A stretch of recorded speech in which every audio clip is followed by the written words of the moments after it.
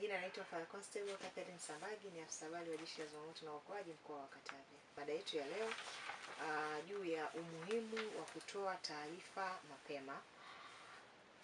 Kwanza kabisa tuanze na kuitambulisha namba ya dharura ambayo inatumika kwa ajili ya kupokea hizo taarifa za matukio. Manake matukio ya maokozi na matukio ya moto ndio ambayo tunayafanyia kazi sisi kama Jeshi la Zimamoto na Uokoaji. Namba yetu ya dharura ni 114.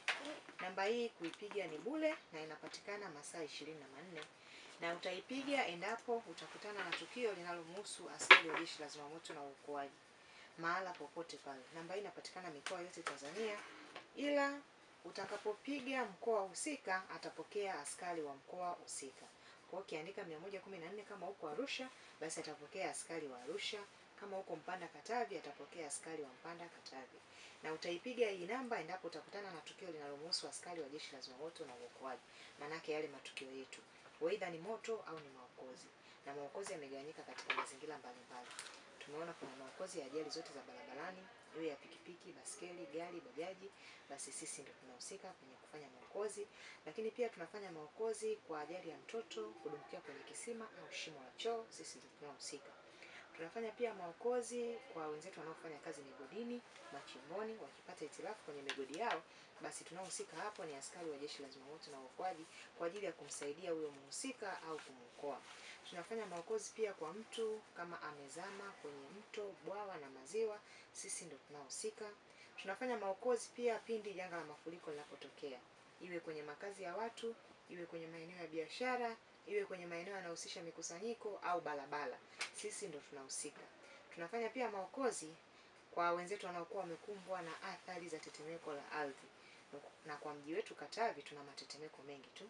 Kwa pindi yanapotokea yakisababisha athari, basi tunaohusika ni sisi kwa ajili ya kwenda kumsaidia mtu. Sasa hayo ni matukio ambayo tunahudhuria, au hayo ni majukumu yetu sisi kama Jeshi la Zimamoto na Uokoaji. Tunapataje taarifa? Tunapata taarifa kutoka kwa mwananchi kwa njia ya yeye kutupigia simu direct. Sio mtu mwingine, ila ni yeye ambaye aidha yupo kwenye eneo la tukio au amelishuhudia tukio. Maana kuna mwingine anaweza akawa yuko kwenye eneo la tukio, mhusika kabisa, au jirani, nyumba inawaka moto unaiona na wewe uko kwenye mazingira hayo. Basi unaruhusiwa kupiga namba ya dharura 114 kwa ajili ya kutoa taarifa hiyo. Lakini kuna mwingine ameshuhudia tukio, manake hayupo kwenye eneo hilo. Labda yeye ni mpitaji au ameenda tu sehemu kufanya kitu fulani akakutana na tukio. Mandhari umelishuhudia, basi unaruhusiwa kupiga 114 kwa ajili ya kutoa taarifa za matukio. Sasa tuone kuna umuhimu gani wa kutoa taarifa ya matukio mapema. Tumepata kasumba au changamoto ya kwamba tunachelewa kuhudhuria kwenye matukio, lakini sisi kama sisi tulijaribu kuperuzi na kuona kwa nini tuchelewe kwenye matukio. Yaani kwa nini tunapata lawama kutoka kwa wananchi. Lakini tukaona kumbe jambo kubwa ni watu hawaifahamu namba ya dharura. Lakini pia hata wanaoifahamu namba ya dharura wanachelewa kutoa taarifa kwa Jeshi la Zimamoto na Uokoaji. Kwa mazingira gani? Kuna wengine wanachelewa kutoa taarifa kwa kusema ngoja tupambane na hili tukio, huenda tukalimudu. Lakini kuna wengine pia wanachelewa kutoa taarifa wakihofia kwamba labda kama chanzo ni mhusika mimi mwenyewe. Je, nikitoa taarifa kwa Jeshi la Zimamoto na Uokoaji nitachukuliwa hatua gani? Sasa ni wajibu tu kwamba aidha uwe chanzo wewe mwenyewe, chanzo yani mhusika mkuu wa hilo tukio ni wewe mwenyewe, wewe usiogope. Toa taarifa kwa mapema ili sisi tufike kwenye eneo la tukio kwa mapema. Ukitoa taarifa mapema, kunakuwa kuna umuhimu wake au kunakuwa kuna faida zake. Nazo faida hizo ni zipi? Kwanza kabisa, askari wa Jeshi la Zimamoto na Uokoaji watafika kwenye eneo la tukio mapema. Yaani maana yake utakapotoa taarifa immediately watafika. Sababu zitakapofanya achelewe labda kama ni umbali wa eneo au miundombinu mibovu ndio itafanya tuchelewe kwenye tukio. Lakini kama ukitoa taarifa mapema na eneo linafikika kirahisi, basi askari wa Jeshi la Zimamoto na Uokoaji watafika kwa wakati. Lakini kitu kingine, tutafanya maokozi au tutazima moto kwa wakati. Kwa hiyo tukishafika kwenye tukio kinachofuata ni kufanya maokozi. Kwa hiyo hichi kitu kitafanyika kwa wakati. Maana yake tumefika kwa wakati, tumewakuta majeruhi, basi tutawahudumia majeruhi na kuwapeleka hospitali. Kama ni jengo linawaka moto, basi tutazima moto jengo husika na tutatoa elimu pale fupi, tutaendelea na kazi nyingine. Kwa hiyo kumbe kuna umuhimu. Utakapotoa taarifa mapema, watu watafika kwa wakati, lakini pia maokozi na kuzima moto pia vitafanyika kwa wakati. Lakini pia tutaokoa maisha ya watu mapema. Endapo likatokea janga ambalo linahusisha uhai wa mtu, labda mtu alikuwa yuko kwenye hatari kabisa ya kupata majeraha makubwa au kifo kabisa. Kwa hiyo tunapokuwa tunafika kwa wakati, kuna possibility kubwa ya kuokoa maisha ya wahusika kwenye eneo lile. Manake tutaokoa mapema, tutaokoa uhai. Kama ilikuwa tungechelewa ndani ya dakika 5 tukamkuta mtu ameshafariki, basi mkitoa taarifa mapema tukawahi, tunaweza kumwahi huyo mtu na akafanyaje? Na akapona. Lakini pia kitu kingine, tunaweza kuzitatua changamoto kwa haraka endapo tukakutana na changamoto. Sio matukio yote ukifika pale mnaweza mkafika tu mkaanza mkazima moto au mkafanya maokozi. Kuna mengine mnakutana na changamoto. Kwa sasa kama tukiwahi kwenye eneo la tukio kwa mapema, ile changamoto tutakayokumbana nayo pale, tutawahi kuitatua na tutawahi kumsaidia mhusika ambaye amepata tatizo.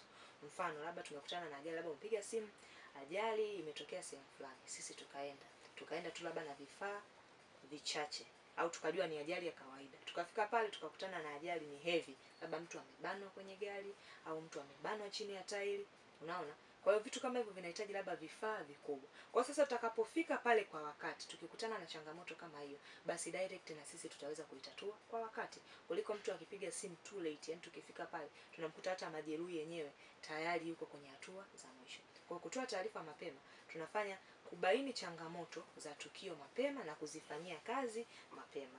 Lakini kitu kingine tunasema pia inatusaidia kujua chanzo cha tukio. Hapa hususani kwenye ajali, lakini pia kwenye matukio ya moto. Unapokuwa unapiga simu kwa kuchelewa na tukio la moto likitokea, sisi kwetu tuna timu ya uchunguzi.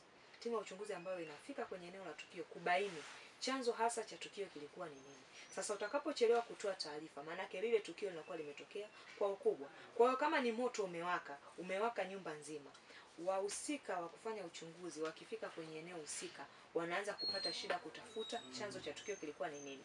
Huenda kama ni ushahidi wote umefanyaje? Umepotea. Lakini watu wakiwahi kufika mapema, wakikutana na moto ndio ulikuwa unawaka, basi mtu ana uwezo wa kubaini chanzo mapema, akajua bwana, hapa chanzo ilikuwa ni hitilafu ya umeme, au hapa chanzo inaonekana kiberiti, labda mtoto alikuwa anachezea kiberiti. Yaani vitu vinavyokupa ushahidi unakuwa unaviona kwa urahisi. Lakini ukichelewa kutoa taarifa, maana yake tukio nalo linakuwa limeshatokea kwa muda mrefu. Kwa unaweza kufika kwenye eneo la tukio ukakuta hadi chanzo chenyewe kimefanyaje? Kimepotea. Chanzo chenyewe kama au ushahidi wa kukupa chanzo kinakuwa hakipo.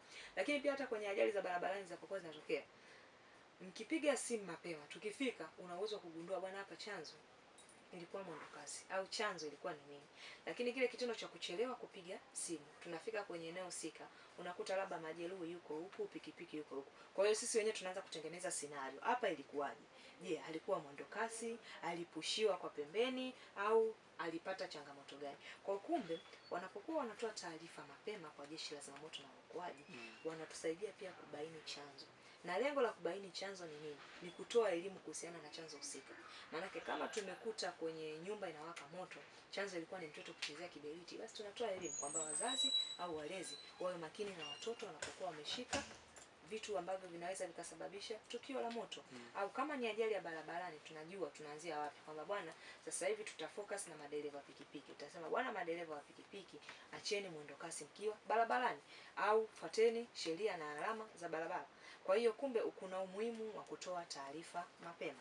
Anaitwa FC Salum Masud Seyubu, kaimu afisa habari wa Jeshi la Zimamoto na Uokoaji mkoa wa Katavi.